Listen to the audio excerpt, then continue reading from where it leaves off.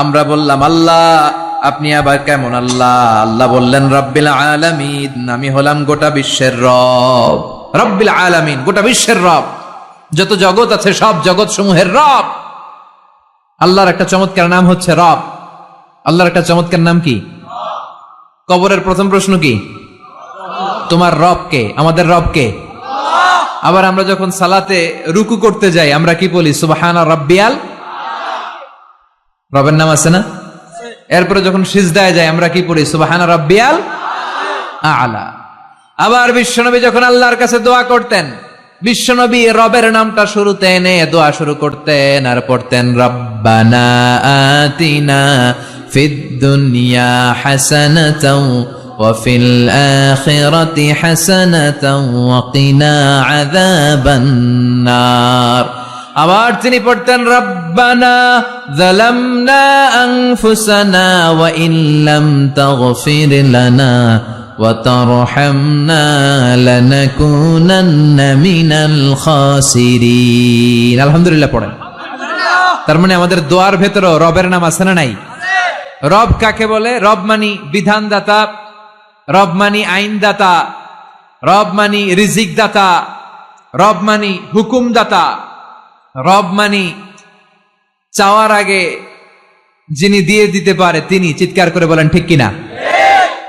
সহজ কথায় রব কি যদি বুঝতে চান এভাবে বুঝাবো যে যার যখন যেটা যতটুকু দরকার তাকে তখন সেটা ততটুকু ফরিয়াদ করার আগেই যিনি দিয়ে দেয় তার নাম রব।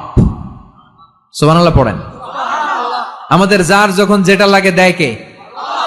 দেখেন মায়ের পেটের ভেতরে যখন ছিলাম, মনে আছে ওই কথাগুলো? কার মনে আছে? মনে আছে? মায়ের পেটের ভেতরে যে কেউ 8 মাস কেউ 9 মাস যে ছিলাম, কোন জগতে ছিলাম কিছু খেয়াল করতে পারি? স্মৃতির পাতা হাতরাতে হাতরাতে পেছনে গেলে কতদূর যেতে পারবেন আপনি? 2 বছর, 3 বছর, 1 বছরের ঘটনা কারো মনে আছে? হ্যাঁ, 3-4 বছরের আগে তো কি কি ঘটছে মনেই নাই, ঠিক কিনা? কিন্তু তার আগে যে আপনি মায়ের পেটে ছিলেন, আপনারা খাবার দিল কে? আল্লাহর কাছে ফরিয়াদ করছিলেন, চাইছিলেন যে আল্লাহ মায়ের পেটের ভেতরে 3টা প্যাকেট দিয়ে আল্লাহ রেখেছে ফি যুলুমাতিন সালাস, 3টা গোপনতম প্রকোষ্ঠ, এমন একটা টেম্পারেচার আল্লাহ রেখেছে যেটা আপনার স্বাস্থ্যের জন্য ভালো ছিল। ওই প্রকোষ্ঠের ভিতরে আপনার যতটুকু খাবারের দরকার ততটুকু খাবার, যতটুকু পানির দরকার ততটুকু পানি, যতটুকু অক্সিজেন দেওয়া দরকার ততটুকু অক্সিজেন সরবরাহ করেছে কে? আবার মায়ের পেট থেকে যখন বেরোলাম, আমাদের নাভির সাথে মায়ের জরায়ুর একটা কানেকশন থাকে, ওইটা কেটে দেয়। কেটে দিলে বাচ্চা ওয়া ওয়া করে কাঁদে। আসলে সে আল্লাহরে ফরিয়াদ করে, বলে আল্লাহ পেটের ভেতরে 8 মাস ছিলাম, তুমি একটা লাইন দিয়ে খাবার দিছো, দেখো দুনিয়ার মানুষরা কেটে দিয়েছে, খাবো কি?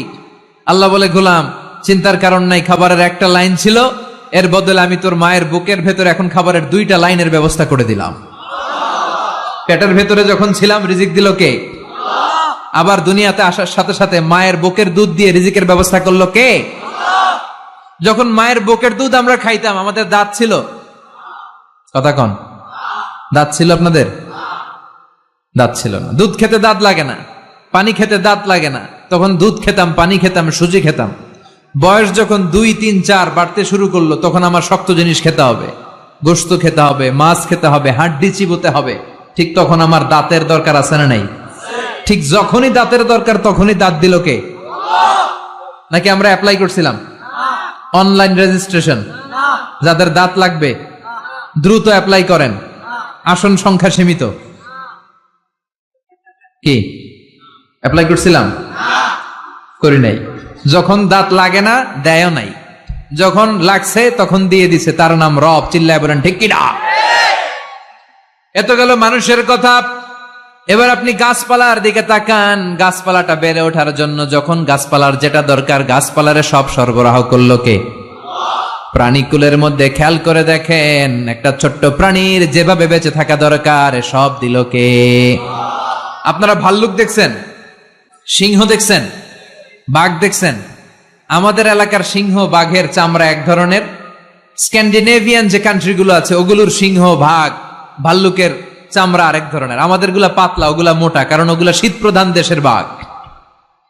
আমাদের আরব বিশ্বে যে উটগুলো আছে এগুলোর চামড়া পাতলা, এগুলোর উপরে লোম নাই। কিন্তু স্ক্যান্ডিনেভিয়ান যে কান্ট্রিগুলো আছে, শীত প্রধান দেশ, ওই শীতের দেশেও আমি কিছু ভিডিওতে ওখানে কিছু উট দেখেছি, অদ্ভুত ধরনের উট, এগুলোর গায়ের মধ্যে অনেক বড় বড় লোম, দেখছেন আপনারা? কিন্তু আরব বিশ্বের কোন উটের গায়ের ভেতরে বড় বড় লোম দেখা যায়? কারণ বড় বড় লোম যদি আরব বিশ্বের উটের গায়ে দেয়, এরা গরমে বাঁচবে? কথা বলেন। আবার আরব বিশ্বের উটের গা যেরকম পাতলা, এরকম পাতলা করে যদি শীত প্রধান দেশের উট আল্লাহ বানায়, ওরা শীতে বাঁচবে? প্রাণীকুলের মধ্যেও যেই প্রাণীটাকে যেভাবে বানালে তার জন্য বাঁচতে, সার্ভাইভ করতে সুবিধা হবে, চাওয়ার আগে প্রাণীকুলের মধ্যে সেই জিনিসগুলো দিয়ে দিয়েছে কে? এজন্য আল্লাহ ডেকে বললেন, গোলাম আমি হলাম রব। এই দুনিয়ার বুকে কেউ তোদেরকে আইন দিবে না, বিধান দিবে না, আমি আইন দেব, বিধান দেব। সৃষ্টি আমার, আইন চলবেও আমার, জমিনটা আমার, আইন চলবেও আমার, ঠিক কি না? আল্লাহর দেয়া রিজিক খেয়ে, আল্লাহর দেয়া নিমক খেয়ে ওই আল্লাহর রব হিসেবে মানতে চায় না, ওই আল্লাহর দেয়া বিধানগুলোরে মানতে চায় না, ওই ইসলামের কথাগুলো সহ্য হয় না, এরকম উল্লুক্কা পাঠা আছে না নাই? আমাদের রবকে আল্লাহ আমারে রব, আল্লাহ আমারে রব, দমে দমে তনু মনে তারি অনুভব। তোমার দুনিয়াতে আমি যেদিকে তাকাই, অথই নেয়ামাতে ডুবে আছি সবাই। পাখ পাখালির গানে শুনি তাসবি কল রব, তাসবি কল রব। পড়েন, আল্লাহ আমারে রব, আলহামদুলিল্লাহ রাব্বিল আলামিন। আমাদের রবকে আল্লাহ বলেন, গোলাম প্রশংসা ওই আল্লাহর, যে আল্লাহ হলো গোটা জগতের রব। তিনি একটা জগতের রব নয়, তিনি হলেন রব্বিল আলামিন, ঠিক কি না? মনে রাখবেন, আলাম মানে একটা জগৎ, আলাম মানে কি? আর আলামিন মানে অনেকগুলো জগৎ, মাল্টি ডাইমেনশনাল ইউনিভার্সের মালিক তিনি। তিনি পৃথিবীর মালিক, তিনি প্রাণী জগতের মালিক, তিনি মৎস্য জগতের মালিক, তিনি সৌর জগতের মালিক, তিনি অদৃশ্য জগতের মালিক। সবগুলো জগতের মালিক কে? আমরা খালি চোখে অল্প কয়েকটা জগৎ দেখি, বিশাল বিশাল জগৎ তিনি উপরে তৈরি করে রেখেছেন, এটাকে বলে মহাকাশ জগৎ। কি বলে? আমরা খালি চোখে যা দেখি এটা কিন্তু আকাশ না, এটা মহাশূন্য। প্রথম আকাশের মহাশূন্য, তারপরে প্রথম আকাশ, এরপরে দ্বিতীয় আকাশের মহাশূন্য, তারপরে দ্বিতীয় আকাশ, তারপরে তৃতীয় আকাশের মহাশূন্য, তারপরে তৃতীয় আকাশ। একটার চেয়ে আরেকটারে বড় করে তৈরি করেছে কে?